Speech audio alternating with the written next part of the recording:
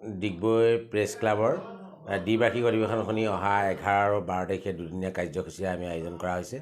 11 তাৰিখৰ দিনা পুৱা পতাকা উত্তোলন আৰু স্মৃতি তৰ্পণ আৰু লগতে প্ৰতিনিধি সভা আৰু বিষয় বচনি সভা অনুষ্ঠিত হ'ব। আৰু 12 তাৰিখৰ দিনা প্ৰায় ডিব্ৰুগড় তিনিচুকীয়া জিলাৰ প্ৰায় 100 কবি সকলক লৈ আমি এখনি কবি সমাৰোহ আয়োজন কৰা হৈছে। মাঘৰ এটি কবিতাৰ দিন নামেৰে এখন কবি সমাৰোহ আয়োজন কৰা হৈছে। আৰু ইতিমধ্যে ইয়াৰ প্ৰস্তুতি আমি প্ৰায় সম্পূৰ্ণ কৰি তুলিছোঁ আৰু খুব সুন্দৰভাৱে এই অধিৱেশনখন অনুষ্ঠিত হ'ব বুলি আমি আশাবাদী।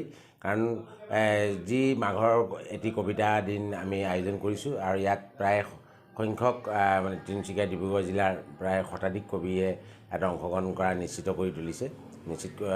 কৰিছে আৰু আশা কৰোঁ আৰু বাকী আগন্তুক যি দুটা দিন আমাৰ অধিৱেশনৰ যি দুটা দিন আৰু সকলোৰে সহযোগিতা আমি কামনা কৰিছোঁ।